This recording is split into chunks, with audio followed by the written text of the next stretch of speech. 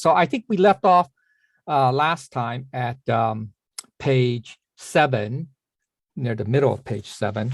We're going to talk about the story of, let's see, Guanine Bodhisattva, or, or Avalokitesvara. Okay, so that's all right. So Guanyin, right? Okay, so let's see. Okay, yeah. So what were we talking about? We're talking about. Oops. Let's see. Second phrase. Okay, last phrase. What we're talking about was. Let's go here, which is right. Which is section 3. I think we're at section, or the end of section 2 rather. I think we were talking, let's see, so wait, it's here, all right, it's here, okay? We're at this last 3 phrases, okay? So, okay, so it's, okay, what did I say? Okay, so I'm just gonna do a little bit of review right here, is that, okay, so, now, we are neither the master executioner nor the great carpenter, and to act in the fantasy of being one will hurt us. How? Okay, so the reality is that we lack expertise, knowledge of the master executioner or great carpenter. That's karma. Okay, that's a metaphor for how karma, the karmic mechanism works. Okay, so we do not know all the causes or reasons of karma.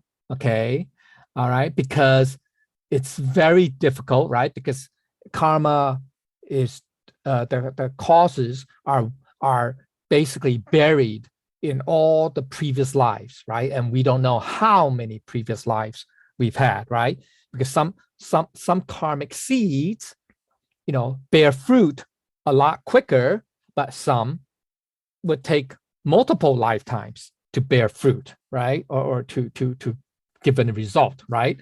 Or have a consequence. So that's the problem. So, right, remember in chapter, I believe it's in the Heavenly Net, chapter 73, is it? Yeah, chapter 73, right? Even the sages find it difficult to explain how karma works, so that people can understand, because it's difficult.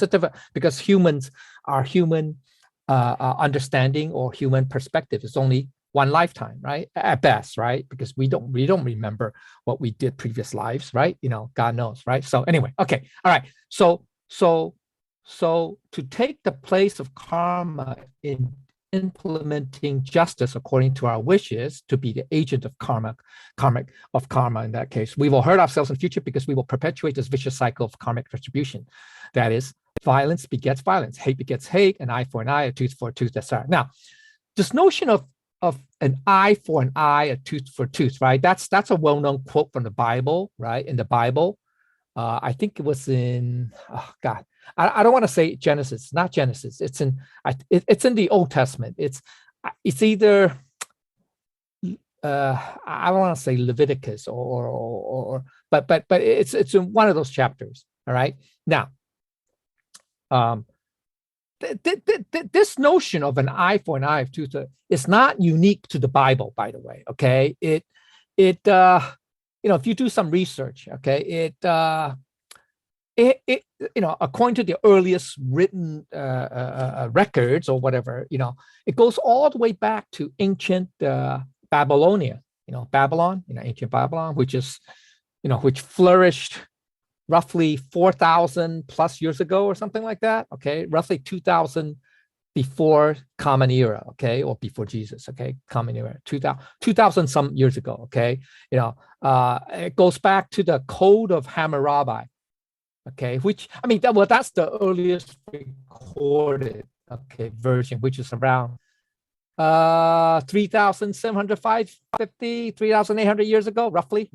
Okay. Now that time it was called the, they call it the there are different ways of they have different. It's called what's it called? It's called the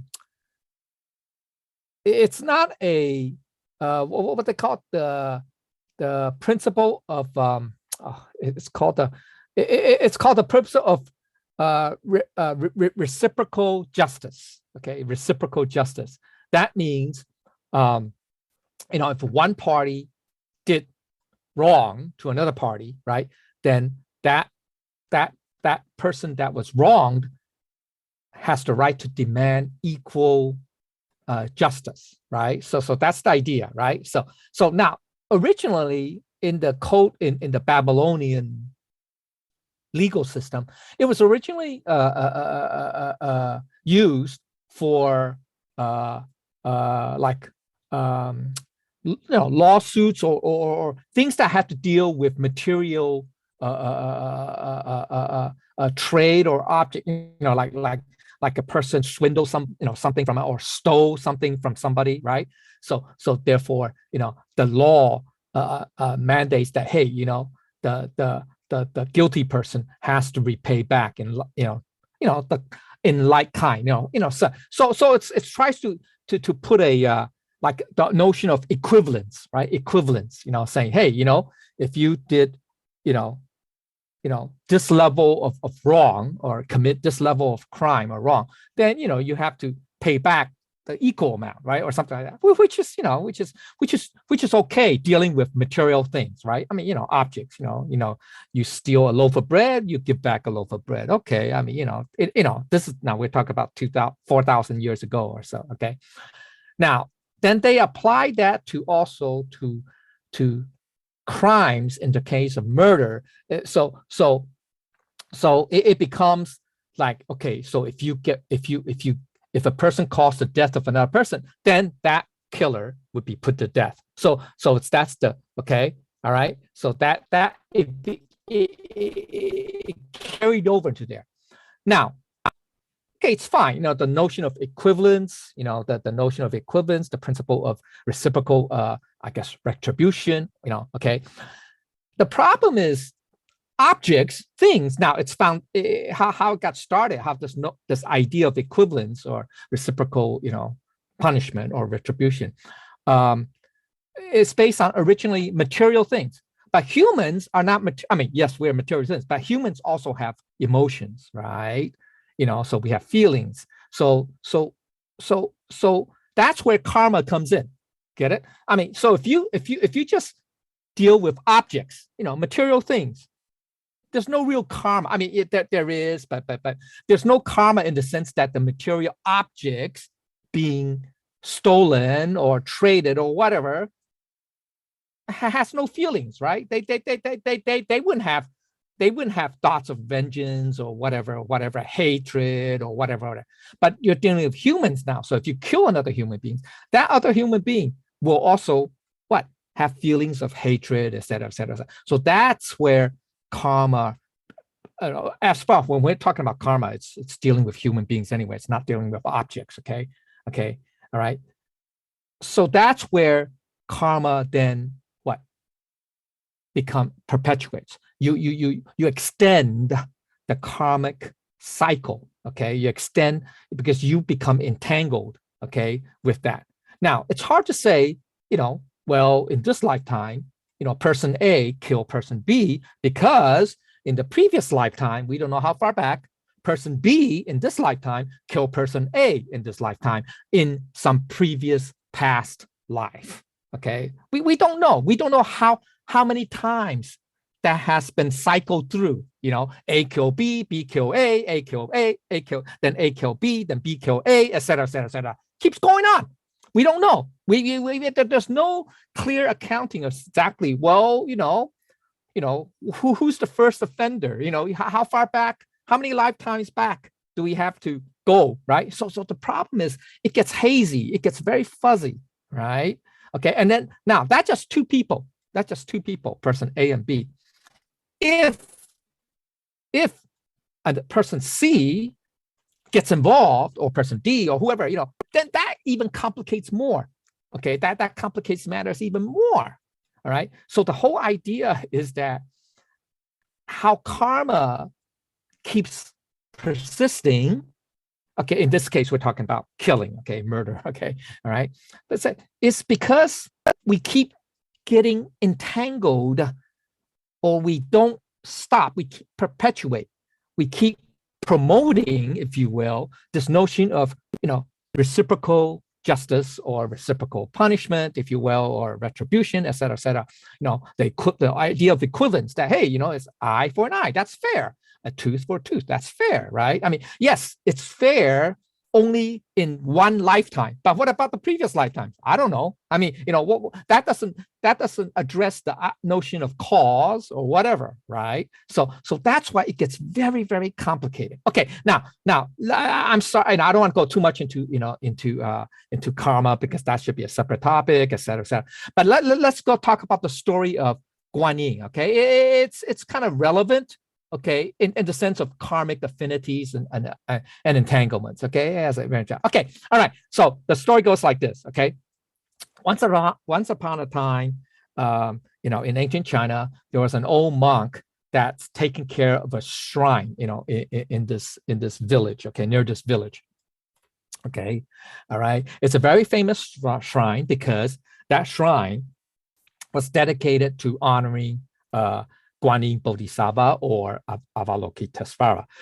Now, as the name suggests, at least the Chinese and the Avalokitesvara, it just means the Guanine is the Bodhisattva who observes the world, right? Guan, that's the Guan, means to observe, to see, to observe the world. Okay, and Yin literally it means sound, okay, or voices or sound, okay. And here's the sound of human suffering, okay. That's basically the what the title, that title suggests. Anyway, okay. So and it's appropriate because what happens is that it has a very beautiful statue of Guanine Bodhisattva, okay, in the shrine that the old monk takes care of the shrine, and also many people from the village and from far away would all travel to pay their respects to Guanine at the shrine. Okay, so the old monk make sure everything is clean, is okay, is orderly, so that people can continue to pay their respects to Guanine. Okay, now. So, that doesn't seem anything special or anything different. But the old monk has a secret that no one else knows, okay? And the secret is that this old monk, I guess because he's, very well cultivated and very devoted, a devoted, you can say, a caretaker and believer of Guanine Bodhisattva, he has this special, I would say, gift, but you can say blessing, okay, in that it's not every night, but usually at night when he's sleeping, he would have, it's not like a dream, but it would be like he would have like conversations with Guanine. Guanine would come to enter his, I guess, into his dream or whatever, his sleep state, and converse with this old monk, and often they would talk about, the events of the past days or whatever, or anything, that's unusual or special, among the different worshipers that, that would visit and pay their respects to Guanine. Okay, so and this has been going on for a long time. So he's an old monk, he's been taking care of the shrine for many, many years, decades even. Okay, so the old monk, because he was very devoted and and wanted to help, so he asked during one night during that dream or this conversation with Guanine, that he asked Guanine if he could do something to help, because he said I've seen so many worshipers that come and pray to you and ask for many different blessings, etc., etc., etc., many requests, and I feel that that's a lot for you for a lot. I was wondering if maybe I could help out by listening, observing the not observe, but stand in, quote unquote, stand in for you, in the sense that I could, take some of the load off of you in the sense that, since we have so many worshipers and they make so many requests, it's hard to keep track of those requests and, what they want, who they are, blah, blah, blah, all that stuff. So, Guanyin, I like to help, I like to help you out, and so, would it be okay to standing for you? Now, Guanyin said, there's no need, but, I will agree that you can, stay in the back in the shrine and listen to the different, requests by, the worshipers, et cetera, and but there's one condition: you cannot say anything. You only can observe and listen. You cannot say anything, and you must be hidden. So the old monk, was very happy and glad, says, that he could help. Say, yeah. There's a little, I don't know, closet or whatever, that's behind your statue that I can stay hidden and listen, but I can also see. There's a like little peephole or sort of funny, like a little opening that I could see and observe the different, the worshipers. It's like a ringside seat. Okay. So he happily agreed. Okay, says he won't say anything. Okay, so as the days go by, he would be hiding behind the statue, observing, watching, and listening to the different worshipers. So you get all different type of worship. So like, on one day, he would see a worshiper come in, who's not a poor person, but like a normal person. But his prayer to Guanyin would be, Guanyin, can you make me rich? Help me make me rich. Give me wealth. Give me lots of properties. A lot of good fortune, et cetera, et cetera, et cetera. Okay, and the the monk, that's hiding behind the statue, watching and listening to this, was very disgusted, saying, hey, that's not the proper request to ask for Guanyin. That's very selfish of that person, right? He start having his own thoughts, right? His own, saying, hey, that's pretty selfish or pretty, conceited of that person to only request, blessings, a fortune, property, wealth, etc. Why don't you work for it? Whatever. Okay, but he was tempted to rebuke that person, for making those type of requests of Guanyin. But he remembered his promise to Guanyin, so he didn't say a word. Okay, he just observed. Okay, then another day there was a very another young person, a relatively young person, I mean, a middle age, I guess, a young person. He's neither rich nor poor, but just like an ordinary person, came and made a request of Guanyin, saying, there's this person that's really, really bad, that that I can't stand his guts because he's very arrogant, he's insulting, blah blah blah, he's full of himself, he's really, really bad. He didn't hurt him, but he was just a person that he disliked, couldn't get along with, et cetera, et cetera. That very, very he has a very, very disrespect, very disrespectful of him or whatever, a whole bunch, like grudge. So Guanyin, can you, and he's making his life miserable. So Guanyin, please, can you make this guy sick or something, so that way, he won't be, such a pain in the butt for him, and whatever, be such a, full of himself, put him in his place, blah blah blah, all that. So then when the monk heard this, he was saying, wait a minute, this is a ridiculous request. This is not a request. This is Guanyin, first of all, wouldn't cause harm to another human being, right? That's not what a bodhisattva does, right? Okay. And so, and your request is also selfish, conceited, but what's the underlying thing about it is that, it's based on spite or hate or, dislike, et cetera, et cetera. So that's totally wrong. And so he was also tempted to speak out to that and kind of rebuke this person, saying, hey, wait a minute, that's not the type of request that you would, ask of a bodhisattva, right? But then he remembered his promise again. And so therefore he kept his mouth shut and just observed. Okay. All right. Then, a couple of days later, he saw a very poor man. Okay, you can tell because he was, dressed in, rags and stuff like that, whatever. Okay, barefoot or whatever. Okay, anyway, and very scrawny looking. And so he observed this poor man come to the temple, knelt down, and make his prayer and say his prayer.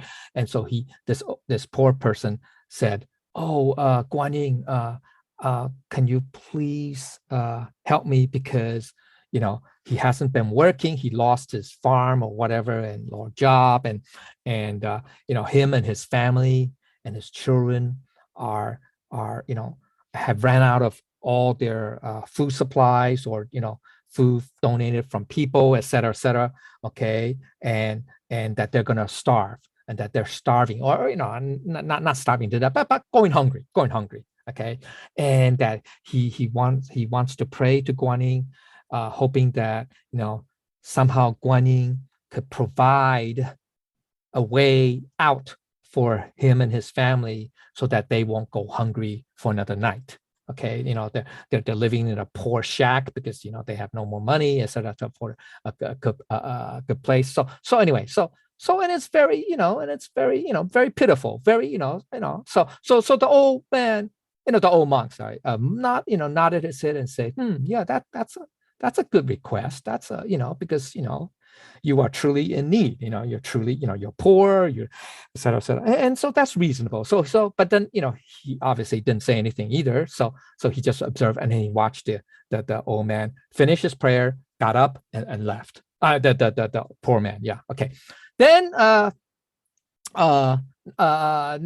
long afterwards, another man came in. Okay, carrying a bag. Okay, now the old monk recognized this man, with the bag, because he's seen him make a lot of donations to the shrine, etc. before. Okay, so he recognized this man as a very wealthy man, very wealthy, okay, man, and what he was carrying appeared to be a bag full of money. Okay, anyway, all right. So the wealthy man, came in, knelt down, and he did not say his prayer out loud. Okay, so the old monk cannot hear what he was saying, but the man just was saying, mumbling something, that he can hear pretty much silently to himself.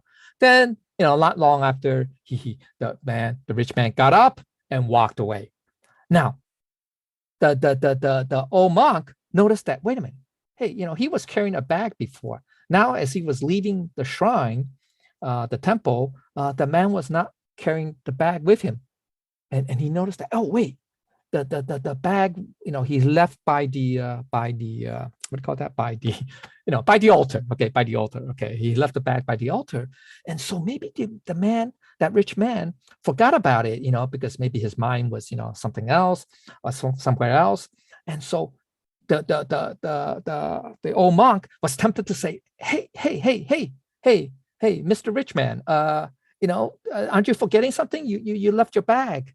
You forgot about it. But then, he still remembered his promise to Guanyin not to say anything. So he kept his mouth shut. So he didn't say anything. He just watched the rich man leave the shrine, the temple. Okay. And then not long afterwards, just maybe in the next few minutes, a young man came into the shrine. Okay. And he was very handsome, very seems to be very well educated, seems to be very well behaved, very dignified, etc. And he saw the young man come in, with very in a very respectful manner towards the altar, knelt down and began his request, his prayer to Guanyin.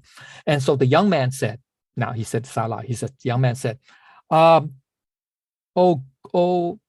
merciful Guanyin Bodhisattva, I'm about to embark on a long journey to a faraway land in order to how can I say, I don't say make his destiny, in order to embark on a new chapter in his life to establish his life, to not to find wealth, but to work and to basically establish his life, establish himself, so that he can start making money as a man and maybe even start a family, et cetera, et cetera. Okay, but the opportunity is in a far away land. So he is scheduled, very soon, on the same day, okay, to catch a boat, a sailing boat, a large sailor, to cross this vast ocean, turbulent ocean. And his only request of Guanine is that Guanine would be merciful enough to grant him a safe journey across this turbulent ocean, on a sailing boat, okay, on a sailing boat, okay, and that was his only wish, and the old monk was very, very surprised, saying, hey, such a young man has, compared to all the other, some of the other worshippers, his request was very, how can I say, was very, very justified, very, very proper, and that's the type of wish, that makes sense, for Bodhisattva, okay, he wasn't asking for blessings of wealth or a curse on his enemies or on people he disliked, etc., right? Okay, so he was like very, the old monk was very amazed and also surprised, but also very happy for the young man, saying, hey, yeah, that's a very good request, and he hopes that that Guanine would grant this young man his wish for safe safe passage, which is very very very it's very reasonable. Okay, anyway, all right. So okay, so then he after that, because the young man has a boat to catch, right, and it's going to be very soon, right after this. So right before the boarding time, he has to. Okay, so he got up and was quickly about to leave. Now as he is walking through the down the hall, to the door of the shrine, the wealthy man came. He ran into the wealthy man, who prayed earlier, who came earlier, come rushing in, ran into it, and the wealthy man, said to the young man, "Hey, young man, have you seen a bag? Have you seen a bag around here? Have you seen it? I left it here by mistake. I was here earlier, and I met and now I need to find it." And the young man was saying, "No, I haven't noticed anything. I didn't see any bag or you or any other person. I just came here a couple minutes ago, and now I'm leaving because I have to catch a boat, etc., etc." Okay, and then the rich man was very suspicious. Says, "Wait a minute, young man. Are you telling me the story because you took that bag?" And now you're not telling me the truth, because that bag contains a lot of money. Okay, now, and so are you trying to cheat me, et cetera, et cetera? The young man says, "No, I have no idea what you're talking about. I haven't seen any other person. I haven't seen a bag, or let alone a bag full of money, like you said, And then the rich man said, "Wait a minute, stop lying, blah blah blah, no." Okay, so basically, the rich man and the young man are engaged in an argument with the rich man threatening the young man, saying, "Hey, I'm gonna take you to jail, and I'm gonna take you to the police, blah blah blah, I'm gonna make sure I have to get my money back because that's a lot of money, stuff like that, and stop denying that you haven't seen, okay." So then the the young man kept saying, I don't know what you're talking about. I haven't seen anything, honest, all that stuff. And I have to go because I have to catch a boat, blah, blah, blah. And then the rich man just said, hey, so you're going to catch a boat, you're going to run off with my money and all that stuff. It just escalated. So the old monk was hiding behind the statue and was watching, observing, and listening to all this. And he got very, he was very conflicted in the sense that, on the one hand, he made a promise to Guanine that he would not say anything. Okay, he would not say anything. He would not interfere in any way. Okay, but yet he's seeing right before his eyes his idea of that. Hey, there's an injustice that's going on, right? I mean, injustice, right? Because now you have the wealthy man that's accusing this young innocent man, this well-educated, well-behaved, respectable young person, well-educated, person, of stealing, which is not the case because the old monk saw everything.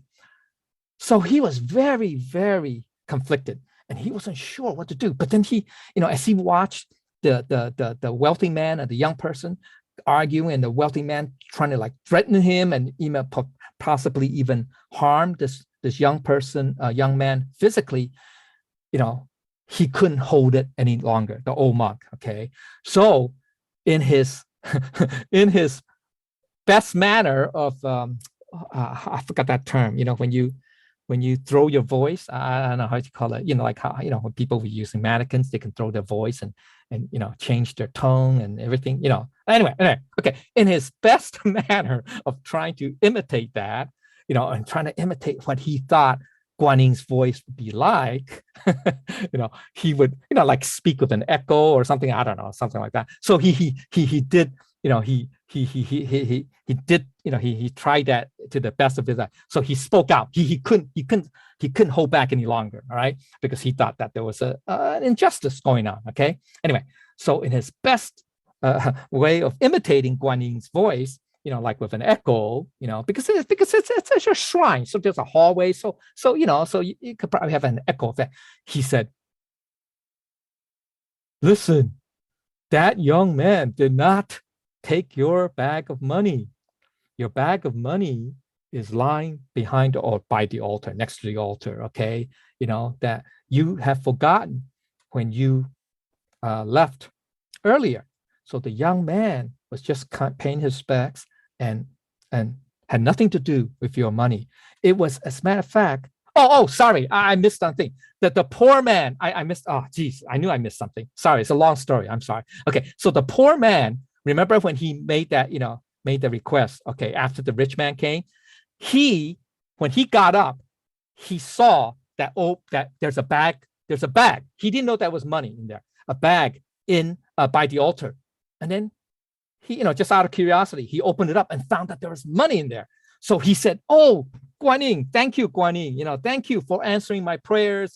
Now, I can, I can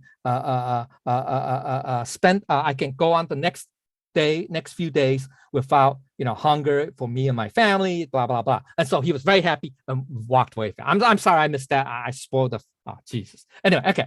Anyway, all right. So the old monk related that, it was a poor man who, who came and saw the bag of money and then took it with him. Okay, so you should go after. So the monk kept saying, trying to imitate Guanine's voice. Said, "Oh, you should go and go get it from that poor man, not this young person." And then the rich man, and the young man were both surprised, shocked, to say, "Wow, there seems to be a voice that came out of of nowhere, revealing what happened." And so then the rich man was very apologetic and immediately say, "Oh, okay, young man, I'm sorry.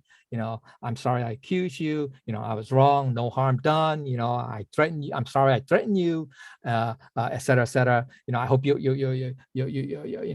can go on your journey. I'm not, I'm not going to stop you. I'm very sorry. I apologize. I hope you're not offended or harmed or anything. And excuse me, I need to go chase after that poor man with my bag of money. All right." So the old man said, "Okay." I mean, so the young man so oh, nothing's harm, nothing is, nothing, no harm done. He was more concerned about, making in time to get on that boat to take that journey over the ocean. Okay, so they both left.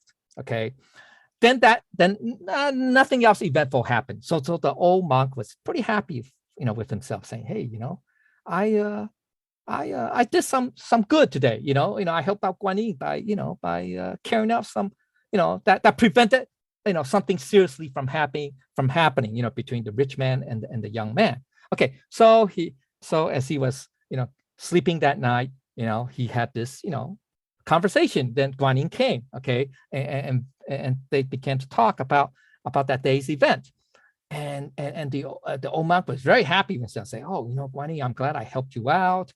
Look what happened. I helped prevent a potential miscarriage of justice, or something harm, done to somebody. And look, and the poor man also got his money, but then now, he the rich man's gonna, claim it back, so the poor man didn't get what he didn't deserve, etc. Whatever. Okay, whatever. And so I'm glad I helped out, and I'm glad everything turned out. And then guanine said to him, okay, well, two things. Okay, two things. First, you broke your promise, about not speaking. And the monk agreed. Yes, guanine, I'm sorry. I broke my promise to you. But look, I did some good. And then guanine said, well, in actual reality, you didn't. Okay. And the old monk was saying, what? Listen, the rich man got back his money, that was his. Okay, he wasn't donating the money to the shrine, or to the poor man or anybody else. It was his money. Okay, to use, and the poor man, didn't get the money that he didn't deserve. Et cetera, et cetera. And the, and so he did some good. And guanine said, actually, the whole story is this. Okay, you only observe and heard what they say, but you only heard what you saw and what they said today. But in actual reality, for the rich man, for the poor man, first is rich man. Sorry, for the rich man, yes, that bag of money seemed like a lot, but it's actually, compared to the wealth, to the net worth of that rich man, it was loose change. It was nothing. It was nothing. It may be, I think the story says there's a certain amount. It's like maybe $50,000 or something like that. Okay, it's a certain amount. Okay, it may seem like a lot to you, old monk, or to the poor man. Okay, but actually for the rich man, it's nothing. It's loose change. And as a matter of fact, when the rich man, he came to this temple to request. He didn't say it out loud. You didn't hear him, but he wanted to be able to make more money with that money that he had, and that he wanted to gamble with that money that he had in his bag. What his intent was that he wanted to come, he came to the shrine to ask for good luck, for good fortune at the casino that this rich man was going to go to, was taking that bag of money with him to. He was going to gamble it away. And even though it may seem like a lot of money, but the rich man is not going to miss it if he loses it. Even the rich man already was accepting the fact that he could probably lose all the money in that bag, but it's not going to have a much impact on the rich man's net worth anyway, because he was willing to lose it, to gamble away. So that was his intent. Okay, you didn't hear what he's saying. He was asking for good luck. Okay, good fortune at the casinos. Okay. Anyway. Okay. Now, as for the poor man, okay, yes, he was poor. You may think that because he didn't, he wasn't working, or he wasn't earning, he was not eligible or qualified to get the money, to have that money from that rich man, that the rich man left in the back. Okay, the money is not that much, okay, but at least it would carry this poor man and his family and his children over for a few days until he could get a job, get settled, et cetera, et cetera. So at least it would help them to prevent them, from suffering for, for a few more days, for hunger, et cetera, et cetera. Okay. So, you don't know the full story, the old monk, the guanine was telling the old monk. So you see, actually, the rich man would not miss that bag of money in the first place, okay, because he was willing to gamble. He was even willing to gamble it away. So, rather than gambling it away, have the poor man, give it to the poor man. That would be beneficial to him, and also no harm would have come to the rich man anyway, okay, because so the monk said, oh, okay, maybe I don't see the full picture. I didn't understand the whole story, but but what about the young man? Look, I prevented him from getting hurt and all that, or wrongly accused by the rich man, of stealing his money. And the guanine said, as for the young man, that's the most tragic part of the whole thing. You see, this young man, he was very well educated. He had a whole new promising life ahead of him had he gone to this faraway land to make his destiny, to establish himself. He was very well educated. He was very respectful of others, very well behaved, very mindful. He could have done so much. He had the brightest future of all of these people. Okay, and yet, because you interfered, the old monk interfered, it allowed the young man time to get on to get on the boat and to set out, on his journey across the turbulent ocean. And as we are speaking tonight, that ship was sinking. There was a heavy storm. That ship sank, and everybody on board were lost, died. So that's the most tragic story of the whole thing. If you had not interfered, Guanine was telling you, oh, monk, it's sort of like I don't say, criticism, but basically saying, if you had not interfered, that young man still arguing or being accused by that rich man, it would have, if they had continued, it would have delayed the young man from getting on board that ship. Get it? Okay. So therefore, his life would have been saved, and he would still have potentially a promising future. Okay. But because you interfered, you allowed enough time, because you stopped the squabble or the debate, the argument between the two, the struggle, and that allowed time for the young man to get on board that ship. And the ship sank, and he went down with the ship in the story. Okay, so the lesson is, we don't know everything, right? I mean, that's pretty obvious, right? We don't know everything. Now, I'm sorry, it's taken a lot more time than I thought, but it's a long story, I'm sorry, but it's a good story, okay? So the guanine and the old monk, now these are all metaphors, symbolisms, okay? They're symbolisms, okay? So what does the wealthy man represent, okay? So now, this is in the future chapter 77, okay? It's called the Heavenly Tao, okay? It points out that humans often help those who already have too much and take from those who already have too little, okay? So this is a common human tendency that is against the Tao. The Tao is not like that, okay? The Tao always tries to equalize, balance things out, okay? So that's why, in the yin and yang, right? It's a balance, it's a harmony. That's what gives a harmony. There's a balance between, we say positive, negative, the yin and yang. Okay, it doesn't have to be good and bad. I mean, good and bad is just one aspect, okay? Okay, male, female, okay, that light, dark, all that, okay, black, white, whatever, okay? It just means that there's a balance. There's some kind of equilibrium, but it's not static. That's why it's not a straight line through that circle of the yin-yang diagram. It's a curve. It's like an S curve, right? S curve, you notice, right? S curve, because that represents it's dynamic.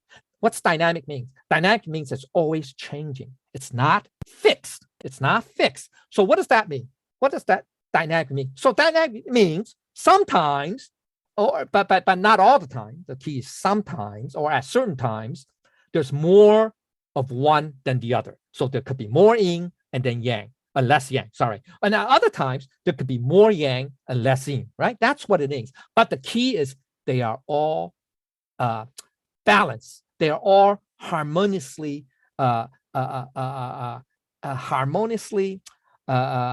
interacting. Maybe that's a better term. Okay, so that's why. Okay.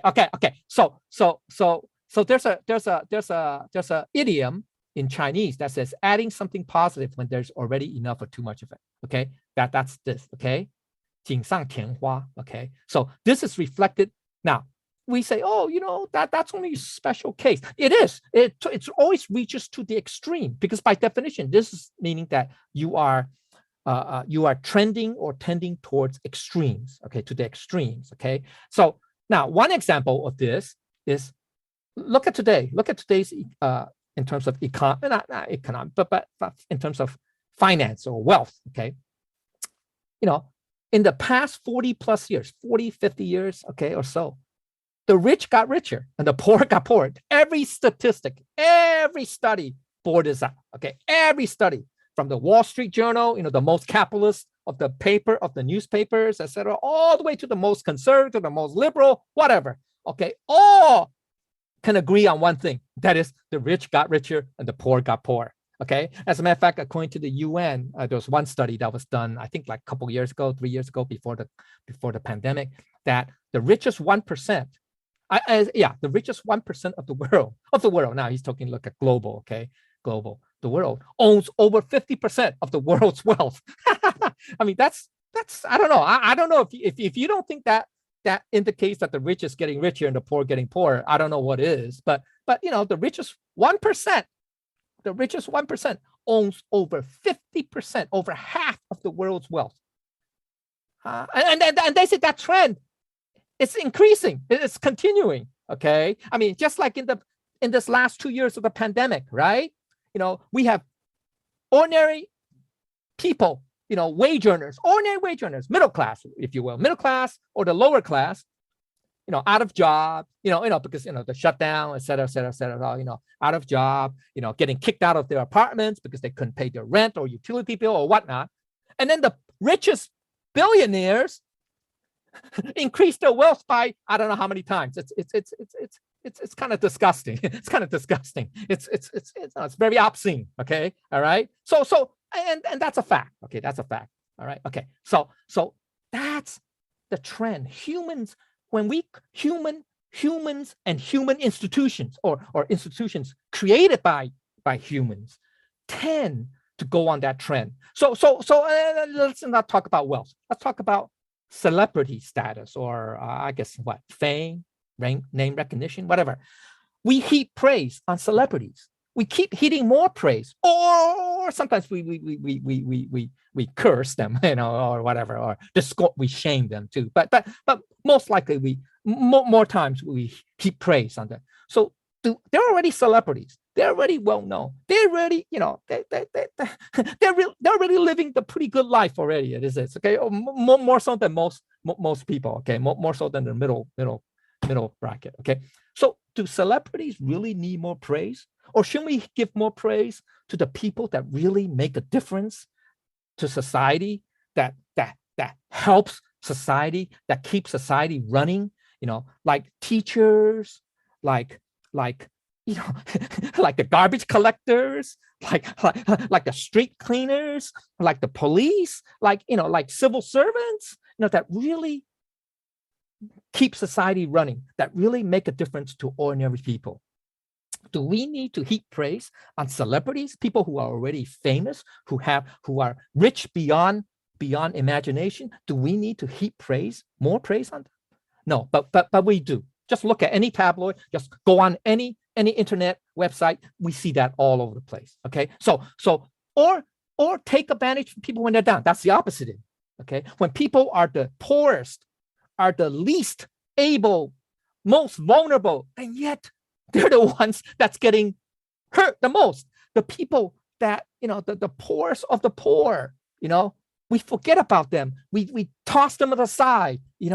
That's the sad fact, okay, of today's society. Okay, And it's often those three are misunderstood, the misfits or outcasts that get picked on the most.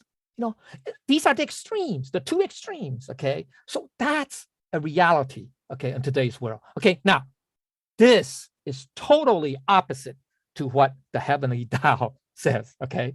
To what Lao Tzu is saying, to what Confucius is saying, to what Buddha is saying, to what Jesus is saying, okay? This is totally opposite, okay? All right? Why? Because they realize that it's not according to Tao. That's not the nature of the Tao. The nature of the Tao is to act in a balanced way so that everything in the world is constantly moving toward equilibrium in the long run. In the long run, okay, that's the key, not in the short run, but in the long run, okay. So to be aligned with Tao there's another Chinese saying, okay, idiom, is to provide help when it's needed the most and will do the most good. 雪中送炭, right? Okay, that means, literally it means in the midst. I think there's a story behind each of these idioms. I don't have time to go into it. You guys can look it up and read about yourself. Okay, all right. Well, what it means is that you do when it's needed the most, you provide help when it has the most impact. Okay, all right, okay. So this does not mean that you should automatically withhold your assistance. It means when there is an opportunity to act, you should do so with mindful awareness, which is to observe, listen, consider, and understand the situation, and then, make a decision.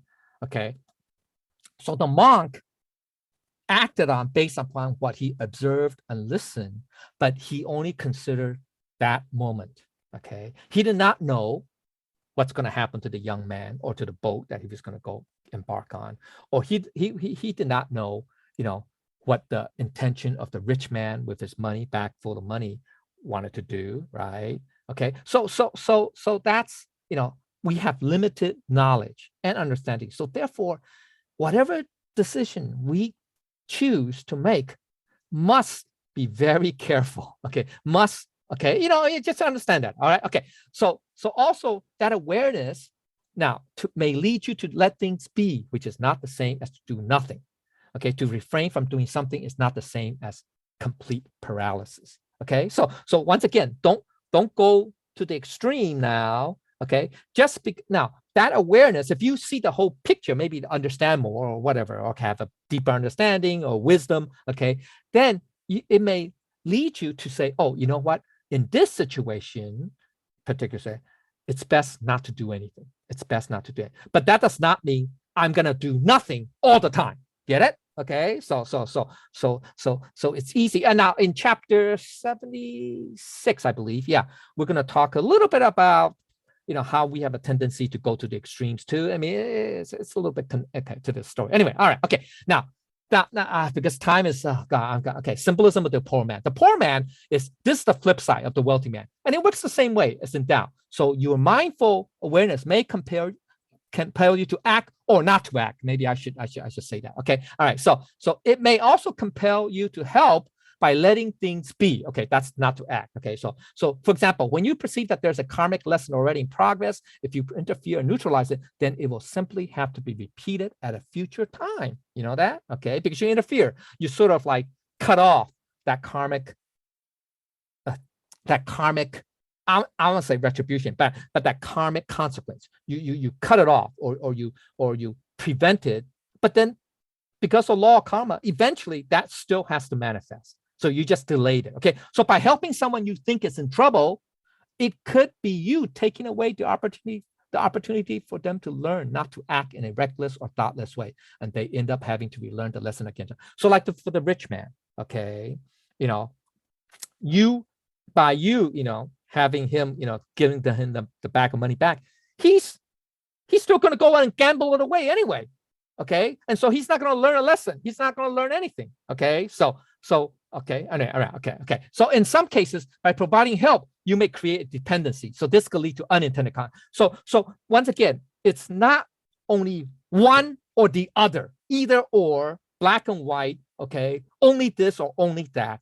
There's something that's in between. Okay. So we have to be very mindful of that. We have to have the wisdom to understand that. Okay, now the young man, the simplest one, this is the status of all the time. Okay, so when people clash, shouldn't you, didn't the Tao teach us that, hey, we should be the peacemaker, right? Isn't the Tao all about promoting peace and harmony, right? I mean, that's what the Tao's saying, right? So that means when you see people clashing, or debating, arguing, or whatever, okay, shouldn't we interfere and try to be the peacemaker, right? I mean, that after all, that's what the Tao is about, right? It's about harmony and peace, right?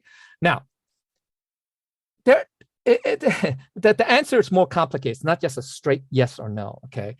Tao sages agree that in situations where people will be hurt or harmed or killed, etc., then one should try to seek the Tao. That's absolutely true. Okay, all right. So when people are about to kill each other, then I think it's justified to to try to interfere, intercede, and try to prevent that from happening. The key is to prevent people from harming themselves, okay, or kill or hurting others, okay.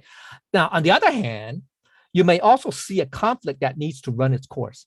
Now, there are energies present that need to work themselves out. I mean, energies means yin and yang, positive, negative energies, okay, or flow, or you can say karma, positive and negative, that need to work themselves out. So we should not, okay, all right, short of causing real harm, something, okay. So the key is that you must observe and listen to understand what is going on, and that's not easy, right? That's not easy. We all agree that, right? We all agree that that's not easy. It takes a lot of insight, wisdom, etc. Okay, so at best, what we can say is that we only act based on limited knowledge and understanding, right? So that should give us caution in deciding what to do. Okay, so that should give us caution. Okay, all right, not to act impulsively. Like, I wouldn't say the old man acted impulsively, but he did his, based on his limited observation and what he heard. All right. Okay. So let's go. Sorry, this is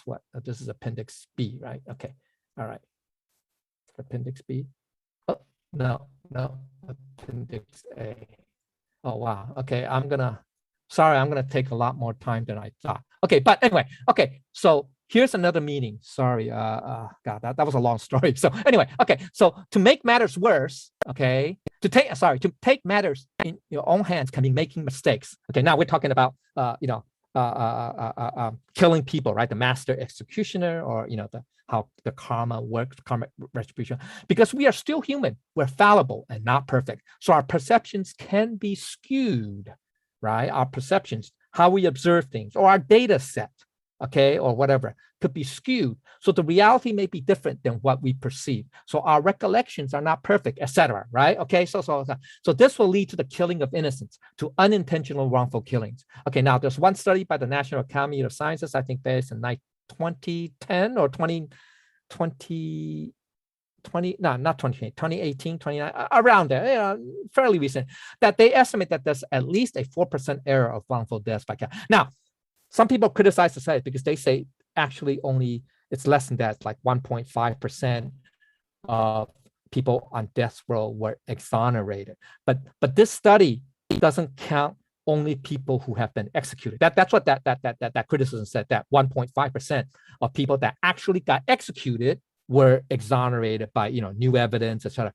But this study said, no, we should not include just the people who are executed. We should include the whole subset of people who are on death row or who are not on death row, on death row, and who are being charged with the death penalty. Okay, so that's a greater subset. Okay, greater data set. Okay, so therefore he says about 4%. Okay, so basically 1 in 25, not executed, but 1 in 25 who are accused of murder and subject to the death penalty or being sentenced to the death penalty are potentially innocent. 1 in 25.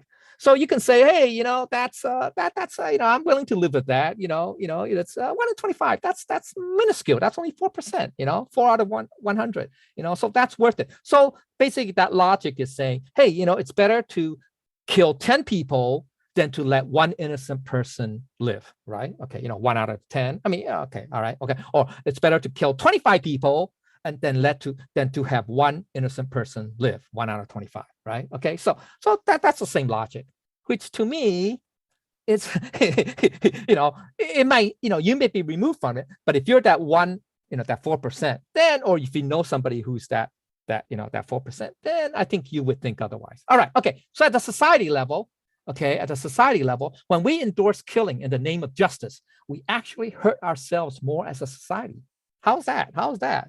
Some of the, pro capital punishment people arguments say, hey, capital punishment is great because that deters, further, murders or whatever. Okay. Actually, that's false. But anyway, but why? A society that avidly supports capital punishment is not doing itself any good because of its over-reliance on the negative approach. Instead of utilizing positive and or implementing preventive measures to reduce or prevent people from committing crimes in the first place. Okay, so the key is by sanctioning or approving capital punishment society, it's basically a last measure, a last resort measure, and it's basically like a knee-jerk. It's reactionary. It's reactive. It's a reactive response, and it's negative because it involves killing, right? Okay, and it's negative. It's not a proactive response, or it's not a proactive measure, intervention measure to help prevent crimes in the first place, right? Now, I'm saying now why capital punishment does not prevent crimes, i.e. deter crimes, okay? Now, some people advocate that, but in a lot of studies, and numerous studies, none of them found conclusive evidence that capital punishment deters crime. Okay, now that's okay. Okay, so that's what we're gonna get. Okay, now first there's a paradox. Okay, of what capital punishment means. These are some of the reasons. Now there are many more reasons, but these are basically the more popular reasons for having capital punishment. Okay, so now the first one is saying that. Okay, I'm saying that capital punishment is according to the Tao or Lao's perspective, on moral grounds. It's wrong because premeditated killing, even though we rationalize this killing in legal terms, we call it restoring justice, justified punishment befitting the crime, right, et cetera. It does not hide the fact that capital punishment is still a sanctioned form of vengeance by society. Now, some people say, well, vengeance is different than retribution. What we're calling is retribution. Is that that's called justified punishment or punishment. But I don't care what kind of words you use. Okay, I'm gonna it's a type of vengeance. Okay, we can try to nitpick the fine definitions of any given word or phrase that we use. We can nitpick that. We can split hairs, but it's still, the bottom line is it's still a form of vengeance by society, like it or not. Okay, you can hide behind the fact that, oh, no, it's not vengeance. It's true. It's justified retribution because, the crime fits the punishment, right? That is, if you murder somebody, then you should get killed too. Okay, that's the logic. Okay, but it's still a type of vengeance. I don't care what you call it. Okay, it's still vengeance. Okay, all right. So, and that's the biggest reason. This is, depending on the type of poll. If you look at the Gallup poll, if you look at the Pew Research Center polls, PEW, Pew Center Research. I mean, they do a lot of research on different type of social issues, et cetera.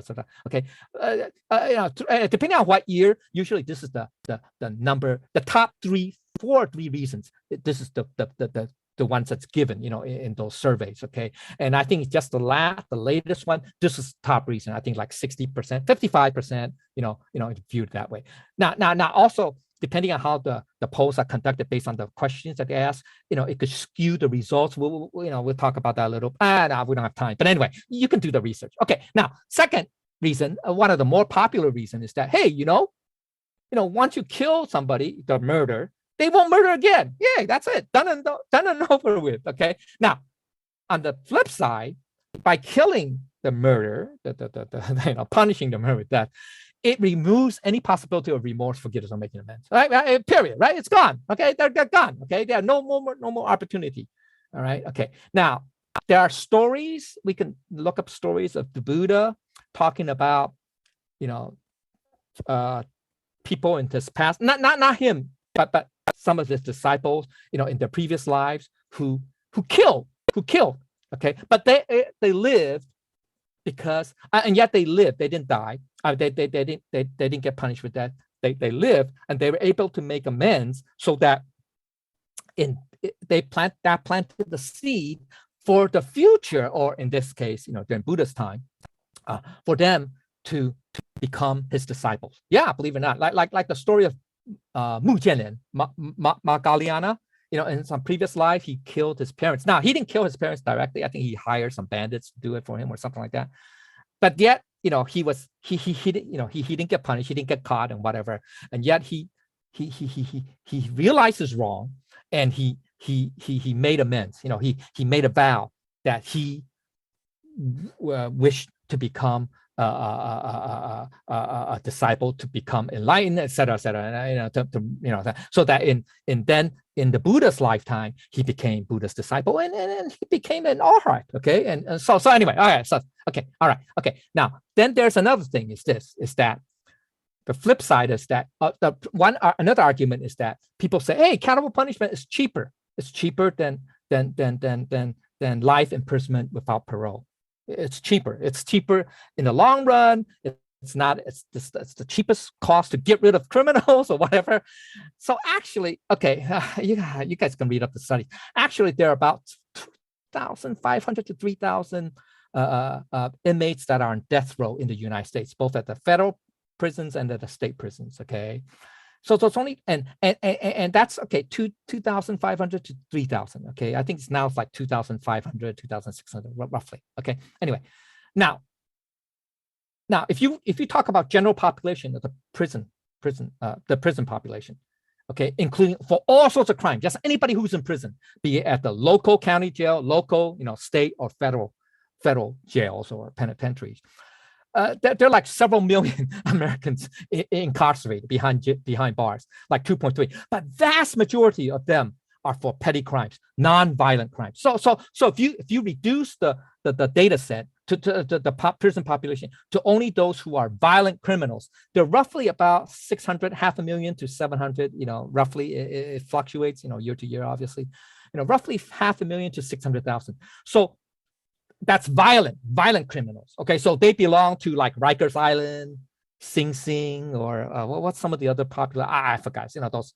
Those heavily guarded prisons. Okay, all right. Okay, so roughly 500, 600, 700,000 violent criminals. Okay, that means people who commit murder, robberies, assault. I think rape is included or whatever. Okay, anyway, whatever. Okay, so if you add 2,500 who are on death row, sentenced to death, to that, that's a drop in the bucket. That's less than half of 1%.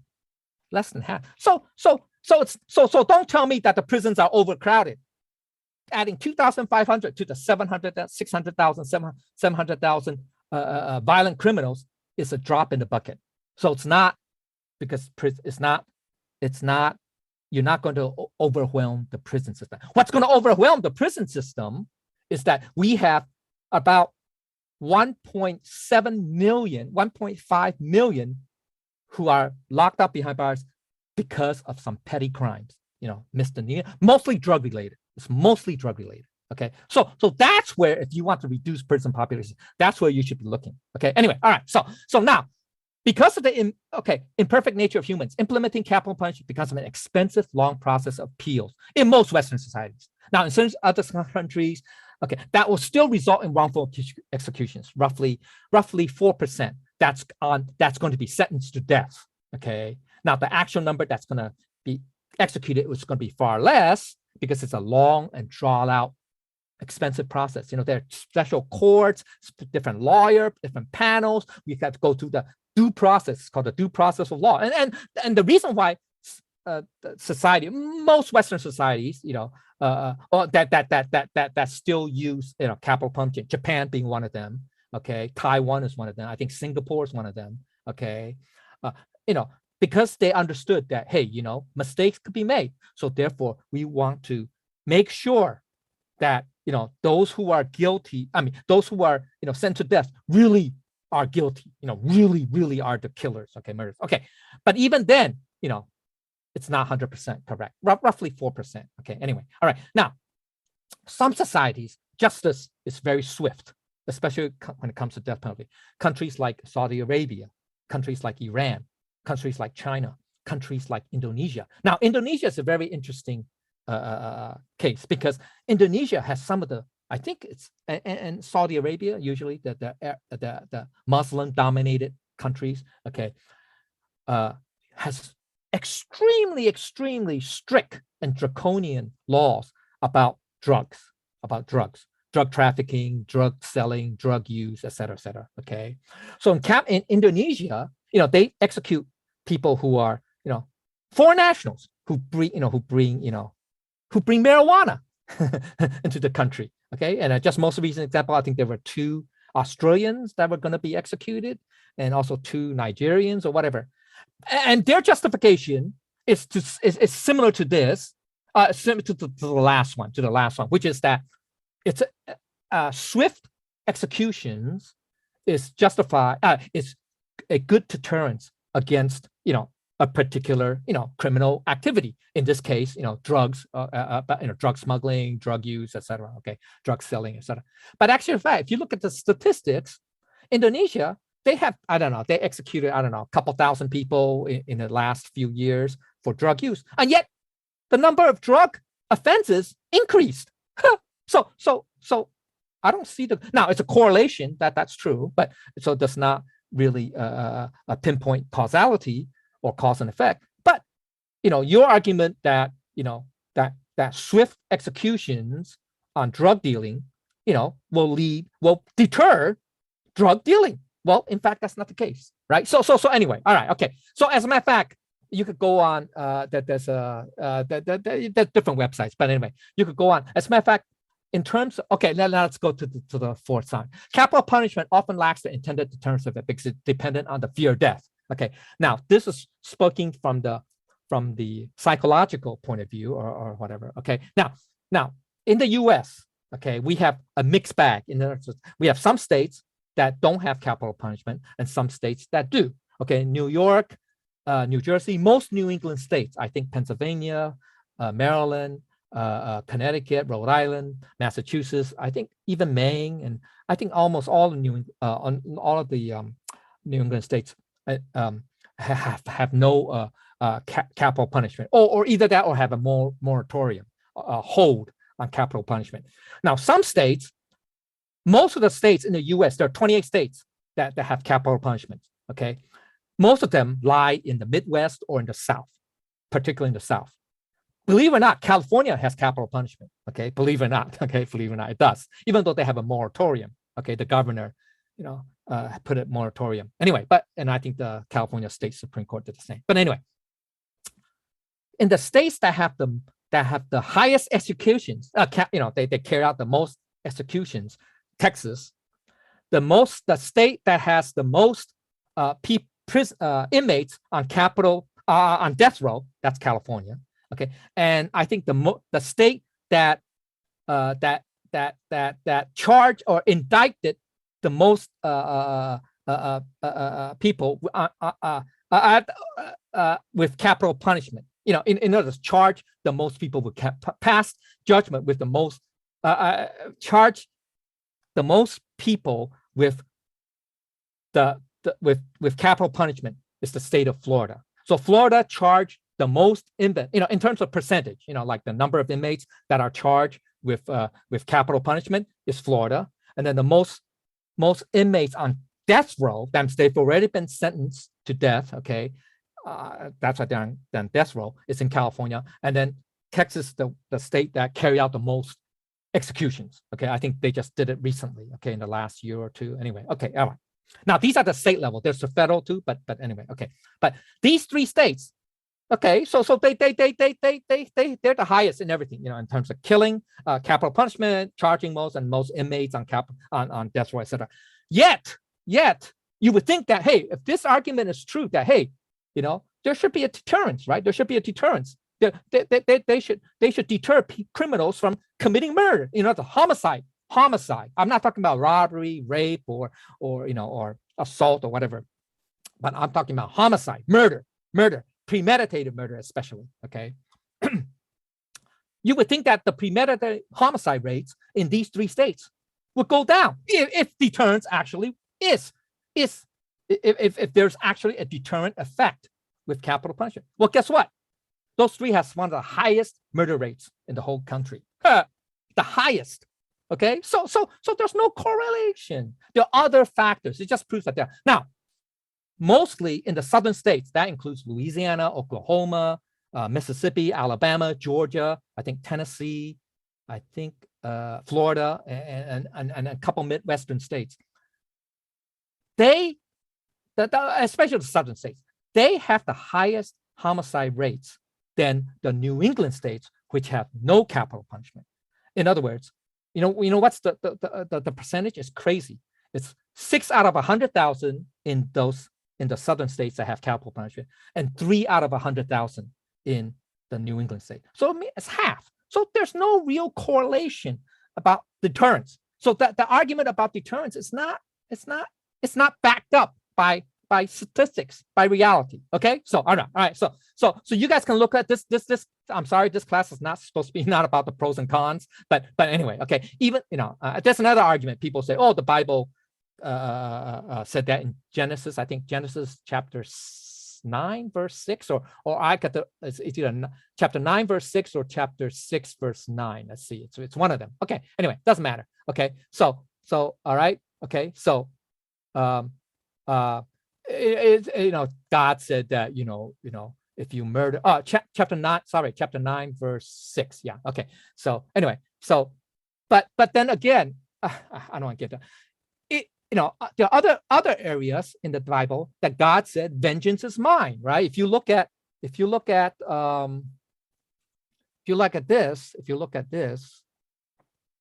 where is it? Sorry. Okay, if you look at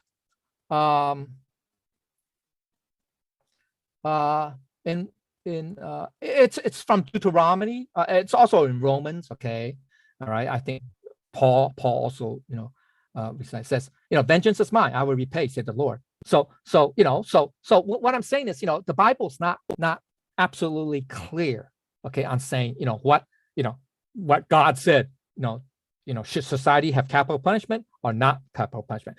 Because my question is to those people who quote this verse from Genesis 9, chapter 9, verse 6, I would ask, why, if capital punishment, if God said it's really right, it's really justified, society should punish people who murder with death, why didn't God specifically bring that point as one of the 10 commandments that he gave to Moses?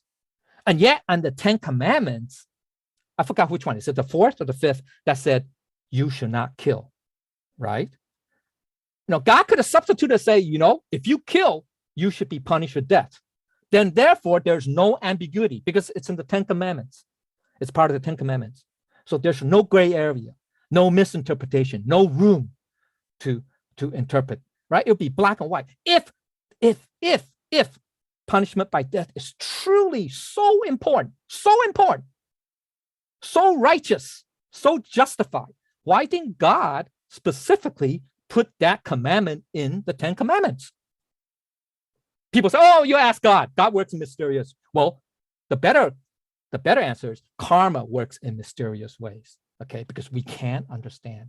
Even Buddha has difficulty explaining it to humans so that humans can understand, okay? So anyway, all right. So I'm not going to meet, but I just want to point out these are some of the arguments that you're going to hear, okay, when you research. Okay, now, so the bottom line is this, okay, is that, this is going to get a lot more complicated, is that the over-reliance on a negative approach will eventually backfire when people no longer fear death. So how can they be threatened with death, right? That's the first line, yeah. The simplistic approach is just treating the symptoms, that is people becoming criminals, rather than the root cause of criminal behavior. So this negative approach was advocated by the legalistic school of thought, that in ancient China, then the warring states, okay? That's the legalism that's adopted by, first he was the Qing kingdom. Later, he's going to be the first emperor or self-declared emperor Qing Shi Huang, okay, the Qing kingdom. And he was able to mobilize, it was a small kingdom, smaller than some of the other some of the other warring kingdoms. He was able to use this fear of death. He enacted very strict draconian laws based on legalism. It's called legalism. That included, killing of what's that? One generation above and one generation below the criminal. So if a person was caught with, let's say, treason, for example, or murder, not only will he be executed, but his parents and his children are also going to be executed. So it's like 1, 2 generations or 3 generations, whatever. Okay, that's very, so it's that fear of death is very effective in the short run. Okay, so he was able to mobilize his kingdom, and they soon occupied all the other kingdoms, and he unified China, and he called it the Qing dynasty. But and he continued that draconian rule, okay, with those laws. But guess what? Those laws, or that law, did not last long, or his kingdom did not. I think within 30 years or 1 generation or so, I think after his son, his empire collapsed because people revolted. They no longer feared death. They just couldn't stand the tyranny, etc., the oppression, etc. Okay, all right. So let's go to Appendix B. Sorry, it's a lot of stuff. I'm sorry. Bear with me. Okay, all right. So it's rare that people do not have. That's the last phrase of this. So is this chapter telling us that then we must always do nothing? Then that's the other extreme, right? Is that Lao Tzu's message on this chapter is telling us? That is, practice non-attached action and let karma or destiny, that the master executioner, take its course, right? Let the executioner kill, or let the great carpenter cut and trim the wood rather than we do it ourselves, right? Okay, I mean, is this what the key point of what Lao Tzu is trying to tell us? Actually, it's no. It's not as simple as that. Okay, actually, the answer is no. Lao Tzu would like us to do less, though, because we usually have the tendency to do too much and do not know when to stop, right? The excess, right? That we tend to go into the extremes, right? Okay, until we hurt our hands. Now, hurt our hands is also metaphorical. It's not physically hurt your hands, but it's to harm our conscience, our humanity, and ourselves and society, which I'll get to in Appendix C. Okay, now there's a distinct and important difference between doing less and doing nothing. So Lao Tzu is not advocating doing nothing. He's not advocating the other extreme, right? Or saying, oh, no, absolutely no punishment. No, he's not saying that. What he's saying is you do less, but doing less does not mean complete apathy, inaction, or indifference. Okay? All right? So why? Because the Tao is, once again, all about moderation and balance. The extremes are easy. The extremes are really easy. Yes or no? Either or. Okay? All or none, right? All or none, right? Either or. Okay. Either go all out or refuse to lift a finger. And either extremes requires no thinking. It doesn't require any thinking, right? Right? It's one extreme to the next, okay, to the other opposite extreme. Doesn't require any thinking, right? Doesn't require any thinking. Any introspection, right? Doesn't require that, right? It's very easy. It's easy. Okay.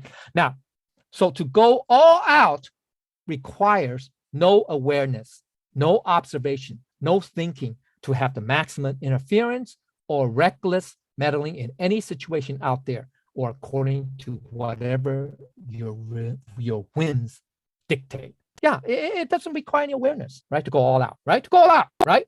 Now, to be completely unattached to anything, to not do anything, also requires no thinking, just following very simple rules. So this manifests as apathy or indifference. Okay. So, right. So these are the two extremes, right? To go all out to the extreme. Okay. Okay. That requires no thinking. Okay. All right. All right. And also to do nothing, completely nothing, absolutely nothing, also requires no thinking. It just follows this very simple rule. Say, hey, yes or no, right? Yes or no. Okay. All right. So, but here's where the catch is. Where's where the challenge is? And this is where harmony comes in. Okay.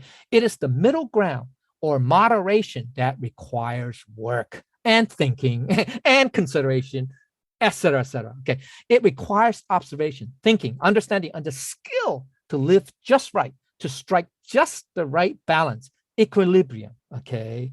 The right balance, the problem. That's what requires work. That is why Buddha taught his Dharma, thousands of sutras, This is why Confucius spoke so much, right, in the Analects and the other four books also. Okay, that's all right. Okay, that's because it requires work. Okay, it requires cultivation. You can say that. Okay, now it's the middle ground that requires discernment. That's judgment, a good judgment, or distinction, able to distinguish. Okay, the insight, good judgment, and wisdom. That's similar to the 5 good roots. Okay, you guys look it up. Okay, or sometimes called, it's part of the 37 三十七品格. Okay, it's part of the 37 limbs of enlightenment. Okay, all right. Okay, so this includes the all-around practical intelligence and how to live life, not just intellectual intelligence. Okay, now more broadly, the work required for the middle ground is parallel to the 3 non-outflow studies of Buddhism. Okay, that's discipline, focus or concentration or meditation, and wisdom. Okay, so that's why Buddha taught us this, because that's the middle ground, the middle way. Remember, right? Part of the Eightfold Path includes that. It has all 3 elements. And as a matter of fact, why is it called the 3 non-outflow studies?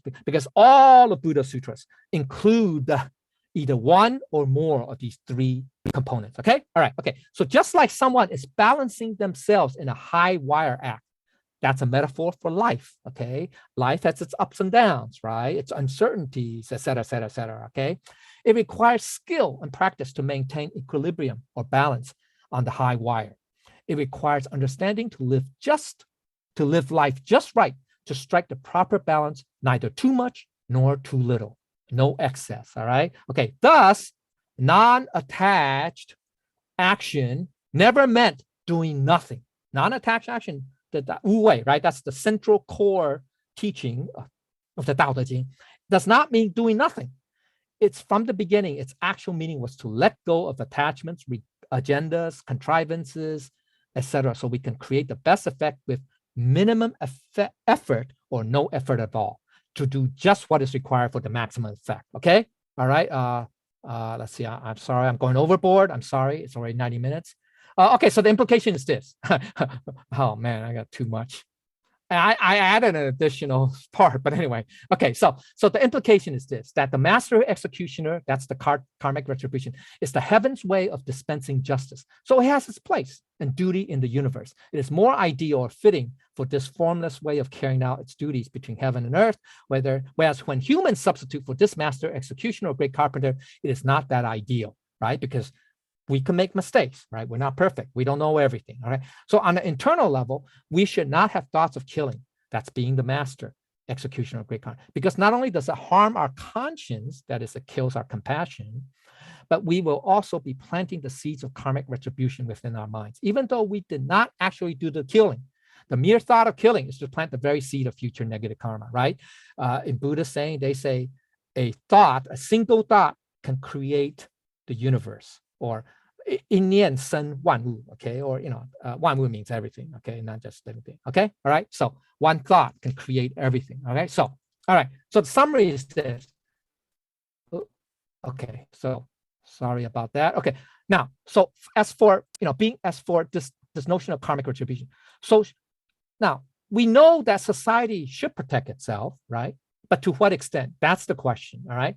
So it's not an either or, okay, solution, okay. So this chapter deals with Lao-Tzu's view of capital punishment. Now, from his perspective, for society to substitute for karmic retribution, that's the master execution or capital punishment, is less than ideal, because society will end up harming itself. Now, why will it harm itself? Because humans are not perfect, and innocent people could end up executed, right? As a result. So societies are not perfectly impartial also, right? And the notion of using capital punishment as a deterrent does not reflect reality, right? There's no real study that backs up that capital punishment is truly effective deterrent, okay? Now, so this is a warning about relying on the extreme negative approach, which just perpetuates the cycle of violence, even in the name of justice. An eye for an eye, a tooth for a tooth. That just further promotes the cycle of vengeance and more vengeance. Okay, all right. Okay, so that's why we have to be very careful. So Lao is advocating that we should do less, the minimum amount necessary. Okay. Now, okay, so here's the key point. We're near the conclusion. I'm sorry it took us a while. Okay, so this metaphor Okay, there's a lot. Okay, so this visual metaphor is that you take the unfamiliar tools. Now we're talking about that carpenter, remember, of the carpenter expert, and try to cut and trim wood with them. You do not really know what you're doing, end up cutting your hand instead. So that's the visual metaphor. Okay, so the society is saying that, but or how it applies to society, how it applies to society is that if society uses capital punishment, then society is in decline. It proves that it's in decline. It is no longer a great or ideal society. It is no longer an enlightened society. It is not qualified for greatness. At best, it lowers, the society lowers itself to the level of righteousness, right? When benevolence is lost and then righteousness, right? That's recall chapter 38, remember? Okay, chapter 38, okay, remember in the summary here? Remember, here's the order of concepts from the down to adequate, right? It's about high virtue, illustrious virtue, that's chapter 38, okay? So you have high virtue. He allows us to start it off, chapter 38, with high virtue, low virtue, benevolence, righteousness. So if we use capital punishment, society is basically just based on the level of righteousness.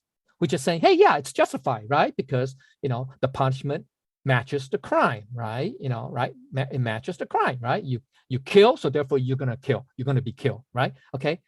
If you notice on the scale of 1 to 5, it's number 4. It's near the bottom. It's further from the Tao than the high virtue, obviously. This is the most ideal, right? That's the closest to the Tao, whereas this is the further remove. I mean, etiquette too, right? Etiquette is the worst, okay? It's the bottom, okay? All right. But righteousness is not much further, right? And not much, far apart, okay? All right. So that's what Lao Tzu is saying, okay? Is saying that, why it hurts, you cut your hand is because, in this case, for society, you are still removed, okay, from, you're not any closer to the Tao, okay? So for two main reasons why those who substitute for master executioner is like substituting for a great carpenter to cut, really do not hurt their hands. Actually end up harming society. Said, let's go to appendix C. Okay, this is the last appendix. Oops. Okay, here. That's the meta understanding. I call it meta understanding. You can say deeper, higher, okay, of heavenly net and the oneness of Tao. So let's look at the first one, which is more figurative. It's a figurative, figure net, heavenly net, right? It's a metaphor. It's a figurative way of describing karma. Okay, it's the master executioner, which is the karmic mechanism work throughout the cosmos, throughout all phenomena. So those people, and by extension, society as a whole, who sanction capital punishment that is substitute for master execution, are interfering in the workings of karmic justice, which means they become entangled with the future karma of those being killed. This means more karmic entanglement in the future with the lives of those that were killed in this lifetime. Okay, and this leads to a never-ending vicious cycle of karma, where it becomes an eye for an eye, a tooth for a tooth, indeed. Okay, so on a figurative level, why society hurts itself, because we interfere with the master executioner, the heavenly net, and so therefore we create more karma. You create more karma. You get more entanglement. You plant more seeds for future entanglement. So that just means more of this. Okay. Now, the literal meaning. What's the literal of oneness? The literal meaning of oneness is that the Tao operates at a transcendental level of oneness. Okay. What's that mean, transcendental? Okay, this should be a separate topic. We're already getting over that. But ultimately, what it means is that the essence that is within you, within each one of us, is quote unquote one with the essence in everyone. That is, includes loved ones, friends, enemies, etc. Okay, people you like, people you dislike, people you love, people you hate. They all have the same essence as you. Okay, that's the oneness. That is one with the essence of cosmos. Okay, so at the transcendental level, we are all, quote, connected, unquote. All are one with each other and the cosmos.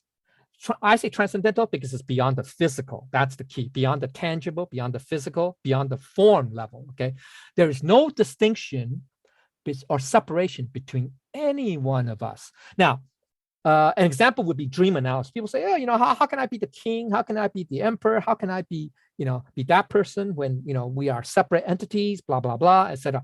Okay, think of a dream.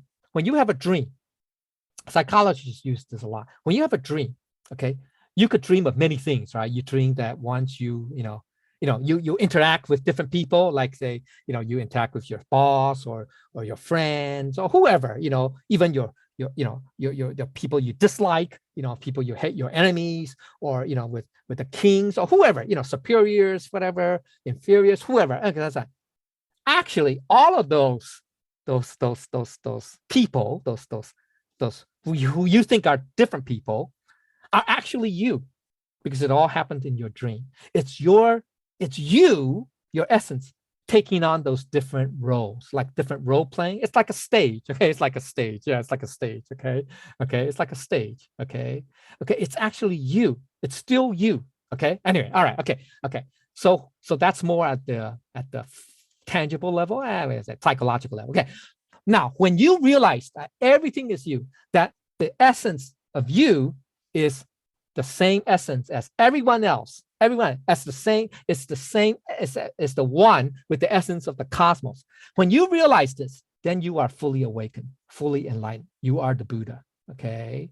All right. So thus, by being the agent of karma, the master executioner, the heavenly net, etc., you are indirectly, quote, harming, unquote, your own essence as well. What does that mean? That is not being a Buddha, not at one, not in unity with Tao. That is, you are being separated from everyone. So that's what the harming means. It doesn't necessarily mean physically harm, right? Okay, so that's what Lao Tzu said. So there's two levels. One is the figurative, that's the karma that you interfere with, that you become further entangled. And the second one is that we lose the oneness, okay, that we should be part of, okay? All right, so that's, sorry, I got one more summary to go and then that's it. All right, okay, all right, so then there's a personal level, questions for us to reflect upon. All right, so that's summary 3. Okay, so so the question is, should we get involved with the situation or join a particular cause, right?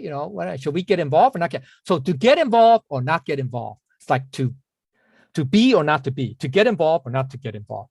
So are you, number one, questions to ask, are you adding to what is already a lot? So we got to be mindful of that, right? We have a tendency, humans have a tendency to do that. We go to the extremes, to adding to what is a lot or to take away what is already, very little, okay? So are you, in effect, helping the wealthy man with the money that he does not need, right? That's from the story, okay? So number 2, is there a risk of creating a dependency? Are we unknowingly, unwittingly contributing to a victim mentality or get taken for granted? So we got to be mindful of that, okay? Or is it something that will work itself out, okay, right? Is it possible that meddling will actually prolong the chaos and prevent things from settling down? So this requires wisdom, unfortunately. So it requires cultivation. It requires work. It requires work, right? Because it's not the extreme, right? Okay, so that's why, okay, so we need to, it's something to work on. All right. Oops, sorry. Okay, wrong. Okay, sorry. All right. Okay, so we're at the very end. Okay. Now, so the central idea of this chapter is that the negative approach is rarely effective. Okay. The fear of death, that's the negative approach, right? Capital punishment does not necessarily improve society. If we execute everyone on death row today, let's kill them all. Let's kill them all. Get rid of them all once and for all. We will feel no safer tomorrow. The more we resort to killing as a response to our frustration and anger toward violence, the more violent society becomes. Now, there's another argument of why they say death row is cheaper. I mean, killing criminals is cheaper than keeping them in life imprisonment without parole. That's wrong. As well, all the studies said that that to execute a criminal, because it takes, like, on average now in the U.S. 22 years, 20-some years on average. I mean, some states are shorter. Okay, some states are longer. California is the longest, I think. I forgot, is it Virginia or one of the Western, I don't know, one of the southern states takes the shortest, but the average is about 20 years. That 20 years takes money. Time takes money. So it's more, they say estimate it costs $2.4 million to execute a prisoner. 2.4 million. All right. Okay. Anyway. All right. Okay. So that's just a side note. Okay. So you can look it up. Okay. So now on on the personal level, this is the metaphor for you taking matters into your own hand as the judge, jury, and executioner, where you believe you are dispensing justice or being a vigilante. But in the end, you will also harm yourself when people seek vengeance against you. The hope is that we can all do good, be law-abiding, and we will not be punished by the legal system, all this be killed by force. Okay, so that's the hope. I mean, that's the idea. Okay, but that's not because of the fear of death. Okay, all right. So on the internal level, okay, so when you have thoughts of killing, you will harm your own conscience. That's to kill your compassion. That is contrary to the Tao principles, okay, the principles of heaven and earth, and plant the seed of future karmic retribution. This negative approach is society's reliance on taking the place of the master executioner or the great carpenter. That's used, and the fear of death. All right, that's a negative approach. Okay, now. This connects back to the first line, where if people no longer fear death, how can they be threatened with death, right? Capital punishment. Where at the kingdom level or society level, by having people constantly fear death and then catching those who kill unlawfully and killing them, then the people will not dare, okay, to commit crimes, okay? That's the question mark. Personal level, this depicts a dogmatic, inflexible individual, someone who does not understand shades of gray. It's either or, black and white, where internally our thoughts no longer fear the negative consequences. So how can the thoughts be threatened by the loss of one's compassion, conscience, or humanity? This is having an inflexible and rigid mind, which Tao cultivators must rid of. Okay, at the kingdom and society level, this is the inflexible and rigid reliance on using the fear of death, okay, on the fear of death and capital punishment, which will lessen and harm society in the end because it cannot become great nor enlightened. Okay, at the personal internal level, where our mind has no flexibility, no middle ground, just either or, only the extremes, only black and white, no extenuating circumstances, no understanding of the complexity of life, then we will just be like the incompetent ruler who only ruled through the constant fear of death. At the kingdom society level, where the karmic mechanism is always at work, there always exists a master executioner who kills, but with society applying capital punishment, it's like taking on the role of the master executioner, which is like taking on the role of the great carpenter. Personal, internal level, this is all about viewing the world with mindful awareness and not assigning oneself as the agent of karma to enact justice in the nature of karma. That is to take place of the master executioner or do the work of the great carpenter. At the society level is that we're taking on the role of the great carpenter, that is the implementation of capital punishment, will end up harming society in the long run because it no longer qualifies as great nor enlightened. This is interfering with the karmic mechanism. That's the heavenly net or the master executioner, which means to plant the seeds of further karmic entanglement in the future. And the personal level, where we must not take on the role of the judge, jury, and executioner, where you believe you are dispensing justice, vigilantism, but in the end, you will also harm yourself and people will seek vengeance against you. Right? That's at the personal, physical level. Okay, at the internal level, personal level is where we should not have the thoughts of killing, that is being the master executioner or great carpenter, because not only does it harm our conscience, because it kills off our compassion, but we will also be planting the seeds of karmic retribution within our minds, even though we did not actually do the killing. The mere thought of killing is to plant the very seed of future negative karma, where this implicit approval for sanctioning capital punishment by society harms our essence because each person's essence, that's our true nature, Buddha nature, is identical and part of the whole. That is the oneness, the unity with the Tao. So by sanctioning capital punishment, it is like, quote, cutting off, unquote, a part of our own essence as well. So we also end up harming ourselves. Where this negative approach by society is called substituting for the great carpenter, where the use of capital punishment by society is called substituting for the master executioner. Okay, I'm sorry it took so long, but anyway, there's a lot to talk about. So I thank you your patience and attention. So if there are things that I said that are incorrect or wrong, I ask for the Buddha's and Lao Tzu's guidance and correction and everybody's correction. Thank you.